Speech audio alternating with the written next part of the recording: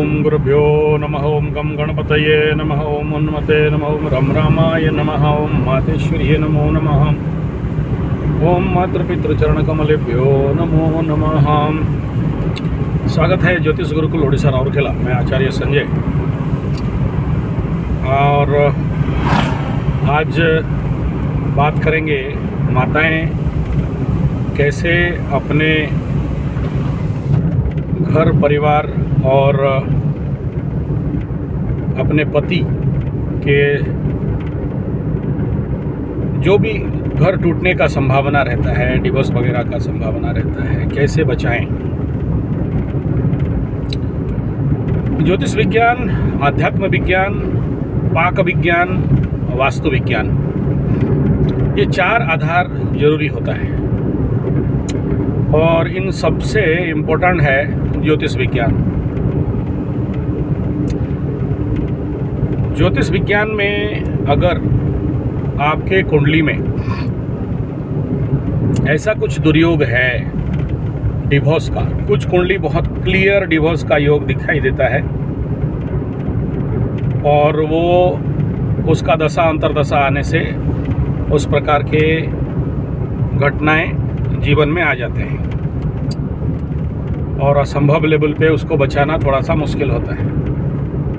अगर सजग नहीं है, सावधान नहीं है, तो वो परिवार गया।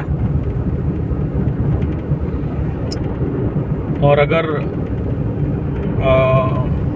ठीक ठाक है तो उसका फिर कोई चिंता नहीं है, कितना भी समस्या आ जाए, परिवार दाम्पत्य सुख बच ही जाता है। लेकिन कुंडली परिस्थिति अगर खराब है तो उसके लिए फिर उसका जो भी पूजा पाठ और ग्रह शांति वगैरह करके उसका निवारण करना पड़ता है, और फिर ज़िंदगी ठीक ठाक पटरी पे आ जाती है। लेकिन जब ये डिवोर्स का काम चालू हो जाता है, ग्रह उसका फल देना चालू कर देते हैं, तब अगर कोई आड़े आता है तो वो है अहंकार, ईगो।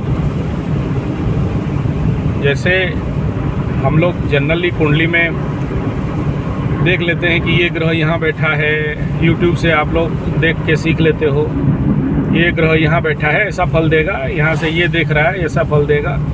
ये एक आसान तरीका है कुंडली देखने का या विचार करने का।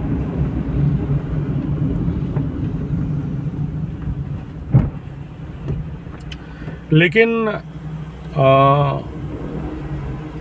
जो टेक्निकली कुंडली देखते हैं वो लोग देख लेते हैं कि त्रिकोण क्या कह रहा है, काम त्रिकोण क्या कह रहा है, अर्थ त्रिकोण क्या कह रहा है, और उसी हिसाब में निर्धारित कर लेते हैं कि व्यक्ति कैसा है। अगर महामूर्ख है तो क्या कर सकते हैं। पशु कौन है, मतलब बुद्धि विहीना पशु भी समाना। सिंपल सा देख लेते हैं कि बुद्ध पावरफुल नहीं है, बुद्ध बर्बाद हो गया है, बुद्ध पीड़ित हो गया है, बुद्ध खत्म हो गया है, बुद्ध के पास पावर नहीं है, डिग्री नहीं है, यानी बुद्धिहीन मनुष्य है, बुद्ध 0 होके बैठा हुआ है। ये केवल रोटी कपड़ा मकान, आहार निद्रा भय मैथुन के लिए इसका जीवन है। तो फिर और कुछ नहीं कहना होता है उसमें।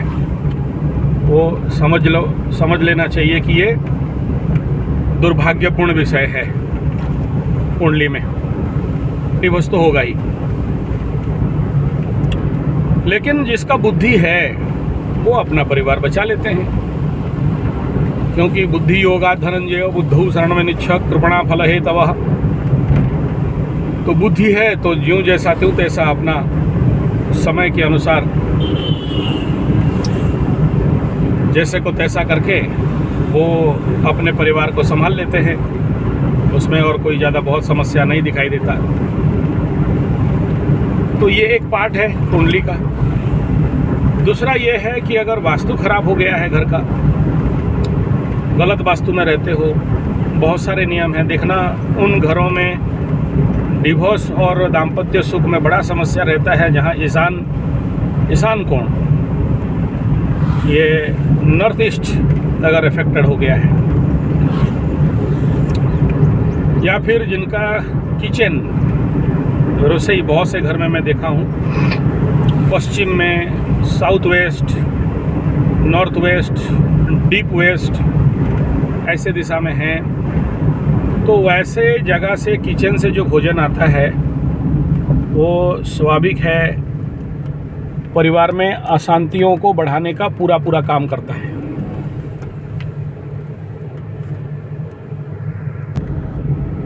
और जिसका परिणाम ऐसे भोजन, अगर ऐसे गलत दिशा में अगर आपका किचन है तो स्वाभाविक बात है उच्छिष्ट भोजन बन जाता है, वो विषाक्त भोजन बन जाता है। और परिवार में उस भोजन के कारण घर के अंदर रहने वाले जो भी परिवार वर्ग हैं उनके अंदर अशांति होना, झमेला झंझट, झगड़ा होना, एक छत में रह के बात नहीं करना सालों, या ऐसा घर जहां आदमी जाने के बाद उसका घमंड बढ़ जाए, किसी को नहीं पूछे, ये एक स्थिति बनता है। और उसके लिए भी वास्तु का करेक्शन कर देने से ऐसे परिवारों में इस प्रकार का अशांति दूर हो जाता है। ये दोनों बात हो गया, कुंडली का हो गया, वास्तु का हो गया। तीसरा है आध्यात्म विद्या का कमी, आध्यात्म ज्ञान का कमी, जो कि घर में, जैसे हम हिंदू सनातन घर में जो लोग भगवान इत्यादि को मानते हैं, देवी देवताओं को मानते हैं, कुछ लोग कुछ चोटी टाइप कंपनी वाले नहीं मानते, तो उनका अलग है, वो लोग फिर भी यज्ञ हवन कर लेते हैं।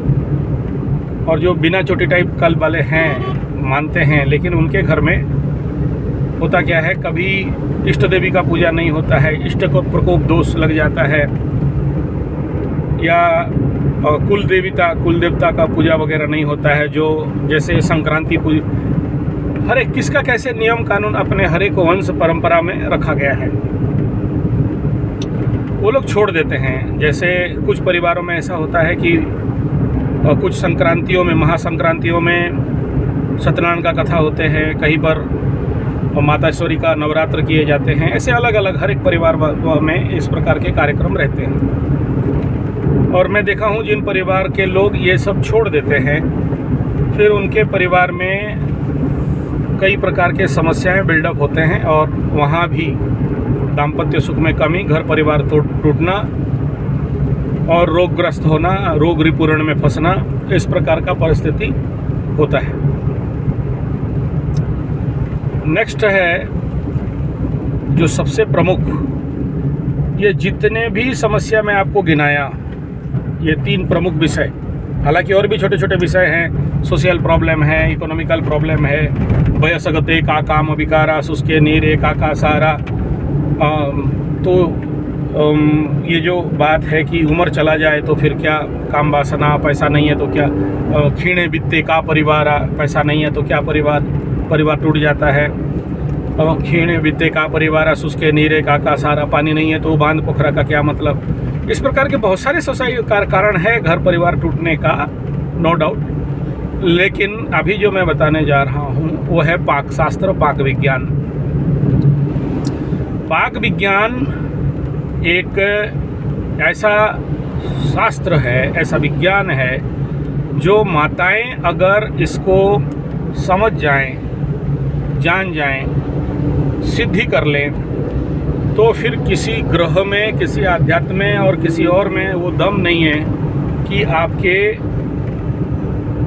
गृहस्थ जीवन, दाम्पत्य जीवन टूट जाए। मैं ऐसे बहुत सारे को देखा हूँ जिनके कुंडली में विवाह सुख नहीं है लेकिन सुविवाहित हैं, संतान सुख नहीं है, सुसंतानस्थ हैं, परिवार का सुख नहीं है लेकिन परिवार अच्छा है। और वो किसका सहायता लेते हैं? पाक तंत्र विज्ञान का सहायता लेते हैं। वो क्या है? देखिए, खाना सब कोई बना लेते हैं, कोई बड़ा बात नहीं है। आग जलाओ, कढ़ाई बैठाओ, बना लो, जो बनाना है खिला दो, जो खिलाना है, या फिर ऑनलाइन ऑर्डर कर दो, आ गया, खा लिए। याद रखना, सब कुछ एवरीथिंग। आप अगर गरीब हो तो याद रखना आपका खाना खराब है, आप बीमार हो तो समझना आपका भोजन खराब है। आपके परिवार में अशांति है, समझना आपके भोजन के कारण। आपके जीवन में दुख, कष्ट, पीड़ा, रोग, मानसिक अशांति, चिंता, जो समझते हो, सब कुछ के पीछे अगर आप कारण ढूंढने जाओ तो आखिरी बिंदु में यही आएगा, जैसे खाओगे अन्न। अन्न ही भाग्य है, अन्न ही ब्रह्म है। अन्न ब्रह्म भवम विद्धि ब्रह्माक्षर समुद्भवम। अन्न ही सब कुछ है और अन्न के ऊपर ही सब कुछ निर्भर करता है। हमें लगता है कि हमको जैसे तैसे खाना बना देने से काम बन जाएगा, लेकिन ऐसा नहीं होता, ऐसा नहीं बनता है और उसका परिणाम आपको, माताओं को, परिवार को भुगतना पड़ता है। आपको कैसे उत्तम भोजन बनाना है, एक तो टेस्टी बनाना प्लस पवित्र बनाना।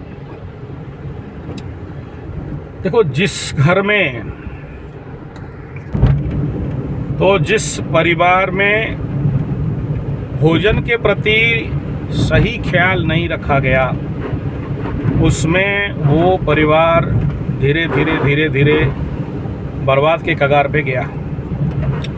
मैं ज़्यादातर उनको देखा हूँ जिनके परिवार में नौकर नौकरानी खाना बनाते हैं, उनके हाथ से आप खाते हो जो नौकर मानसिकता रखते हैं, मूर्ख मानसिकता रखते हैं। उनके हाथ से खाना खाना बहुत खतरनाक होता है। आप लोग देखे होंगे, हमारे उड़ीसा में एक जयगुरु संप्रदाय है, वो लोग गलती से भी बिना दीक्षित व्यक्तियों से कभी चावल नहीं खाते, स्पेशली ऋतिक वगैरह। ऐसे बहुत से ऐसे संप्रदाय हैं जो दूसरे के घर से अन्न नहीं खाएंगे, भले सूखा उखा कुछ खा लें, ड्राई हुए कुछ ले लें, लेकिन अन्न नहीं खाएंगे। उनका मानना ही नहीं है, ये विज्ञान भी है, आध्यात्म विज्ञान का, कि अन्न के माध्यम से हमारे बहुत कुछ जीवन के गुण, धर्म, स्वभाव परिवर्तन होते हैं। इसलिए आप सभी माताओं को, जो लोग चाहते हैं कि आपका परिवार ठीक ठाक रहे, अच्छा रहे, सबसे पहला ये बहुत ज़रूरी है जानना, पवित्र आहार का निर्माण कैसे किया जाता है, 1 नंबर। क्योंकि जैसे जैसे आपके आहार में जितना ज़्यादा मैलिफिक एनर्जी रहेंगे, उतना आप अपने परिवार, बच्चे, पतिदेव या ससुर या सास, उनको आप और ज़्यादा आपके विरुद्ध में अशांत बनाने का काम करोगे। आपके फेवरेबल नहीं होंगे, अनफेवरेबल होंगे और आपके साथ उनका संबंध, संपर्क अच्छा नहीं होगा। इसलिए बुद्धिमत्ता यही है कि केवल टेस्टी फूड बनाने के लिए कोशिश ना करें, टेस्टी भोजन कराने के लिए कोशिश ना करें, बल्कि ज़रूरत है पवित्र भोजन, सात्विक भोजन, ऐसे भोजन जिस भोजन में सात्विक और पॉजिटिव ऊर्जा बने। क्योंकि अब देखना, जो लोग पुरी जगन्नाथ जी मंदिर में जाते हैं, थोड़ा सा अबड़ा अन्न, थोड़ा सा निर्माल्य में इतना दम है कि बड़े बड़े पाप कट जाते हैं। मतलब क्या है, उस श्री जगन्नाथ भगवान के, आज रथ यात्रा, बावड़ा यात्रा है, बावड़ा दशमी है आज, तो उन्हीं का बात याद आ गया। तो उनके अबड़ा अन्न में अगर आप थोड़ा सा प्राप्त करते हो, खाते हो, प्रसाद ग्रहण करते हो, तो कहा जाता है कि करोड़ों जन्म का पाप कट जाते हैं, बहुत सारे लोगों का रोग ठीक हो जाते हैं, दरिद्रता दूर हो जाता है, वगैरह वगैरह बहुत सारा है। तो ऐसे क्या हो गया, क्योंकि वहाँ सात्विक शुद्ध अन्न बनाए जाते हैं। हालांकि आजकल थोड़ा सा शायद मैं अन्न का तो निंदा नहीं करूँगा, लेकिन जब से ये जो हमारे देश के षड्यंत्रकारी लोग फैक्ट्री चावल बनाने लगे, तब से थोड़ा घटा। क्योंकि चावल को फिर अलग प्रकार के आजकल बनाए जाते हैं। देसी चावल, धान से डायरेक्ट चावल और नहीं निकलता है, धान से चावल निकाल के फिर उसको ग्राइंड करके उसमें और क्या क्या केमिकल कॉम्पोजिशन मिला के वो चावल बनाए जाते हैं। तो दुर्भाग्य है कि वो आज के डेट में ओरिजिनल चावल भी नहीं मिलता। कुछ तो प्लास्टिक चावल है, कुछ केमिकल चावल है, कुछ फैक्ट्री चावल है, कुछ और प्रकार के रासायनिक तत्व मिला के चावल बनाए जा रहे हैं और इसके बड़े तौर पे प्रमाण हो चुका है, ये डिस्क्लोज हो चुका है। तो ऐसे चावल से वो एनर्जी तो नहीं मिलेगा, चावल हो चाहे रोटी हो। लेकिन जो देसी चावल है, जो डायरेक्ट धान से चावल बनाया जाता है, कितना दुर्भाग्य है इस देश का उन नेतृत्व वर्ग का कि हमें इस प्रकार के चावल खिला रहे हैं। भगवान कभी कल्याण नहीं करेगा उनका। जो लोग हमारे रोटी के साथ, हमारे चावल के साथ भी दोगलामी कर रहे हैं, बेईमानी कर रहे हैं। तो चलिए, वो तो राजनीति वाली बात हो जाएगी। अभी सीधा सा बात में आता हूँ। हमें जो भोजन बनाना है, एक नंबर कि आपके रसोई में, आपके खाना बनाने के रूम में, आपके खाना बनाने का घर में या किचन में कभी भी कोई भी आगंतुक, कितना भी नियर एंड डियर गेस्ट हो, मत घुसाओ, ताला मार के रखो। एक नंबर है। किचन में कोई भी नॉट अलाउड। दो जगह, एक है गंभीरा घर, गंभीरा उड़िया में गंभीरा घर बोलते हैं, जहाँ पर आपका मेन स्टोर है। हालांकि आजकल बड़े बड़े शहर में तो 3-4 रूम में रहते हैं, उनके पास कहाँ से आएगा स्टोर, कहाँ से आएगा और अलग किचन कहाँ से आएगा। लेकिन जिनके पास है उनको कह रहा हूँ, जो लोग अपने सांस्कृतिक परिवार को बचाना चाहते हैं, उनके लिए कहूँगा कि कोशिश ये ज़रूर करें कि किचन में किसी को नहीं घुसाएं। नो नौकर चाकर, गृहिणी, घर का मालकिन, वो जो महालक्ष्मी स्वरूपा है, केवल वही खाना बनाए, उसी के हाथ से खाना खिलाओ, खाओ। नौकर चाकर के हाथ से, दूसरे के बनाया हुआ हाथ से, एटलीस्ट चलो बाहर क्या कर रहे हो मुझे कोई मतलब नहीं, एंजॉय, एंटरटेनमेंट, मज़ा मस्ती, पिकनिक, होटल, वो सब आपके जिम्मे, मुझे मतलब नहीं है। मैं उसके फॉर में या विरुद्ध में नहीं बोलूँगा। जिस दिन मौका मिलेगा बात करेंगे उसके ऊपर। लेकिन मैं इतना कहूँगा कि आपका घर में एटलीस्ट ये हविसान में बने। दूसरा नंबर, किचन के अंदर मांस, मछली, अंडा घुसाना, माँ लक्ष्मी को स्पेशल बुलावा देना। आज पकड़ लो भी अमीर हो तो कल भिखमंगे बनोगे। मैं बहुत से ऐसे परिवार देखा हूँ। अच्छे ऐसे टाइम आ जाते हैं ना, जिस समय एक एक पैसा का लाले पड़ जाते हैं। और इसका सबसे बड़ा कारण यही है कि किचन में मांस, मछली, अंडा, दारू वगैरह घुसाना। ज़्यादा स्मार्ट बनते हो, ज़्यादा विदेशी बनते हो, ज़्यादा पश्चिम संस्कृति सभ्यता को अनुकरणीय हो, तो ये आपका जिम्मेदारी है। मुझे नहीं बोला, हम तो न करेंगे जी, तो करो, समय को आने दो। बड़े बड़ों को देखा हूँ भिखमंगा बनते हुए, फिर देना दूसरे को दोष। नेक्स्ट बिंदु है, किचन में आपका मर्जी है, गैस वगैरह लगाते हो, काला चूल्हा हो, बक्सा वाला चूल्हा, सब करते हो, ठीक है। लेकिन एटलीस्ट एक चूल्हा, भले छोटे लकड़ी का चूल्हा हो, लेकिन होना चाहिए। और उसमें देसी गाय का गोबर का कंडे से भी जलने का व्यवस्था होना चाहिए। वो क्यों? बलि वैश्यों के लिए। वो क्यों? अग्नि के लिए। अनेक परिवार अलग अलग अग्नि में खाना बनाता था। आजकल नहीं है अग्नि पूजन, गैस में जो बनाते हो ना। तो ये बहुत ज़रूरी है कि जो भी भोजन करते हो, बलि वैश्य करके भोजन करिए, बिना अग्नि को जिमा के भोजन करना।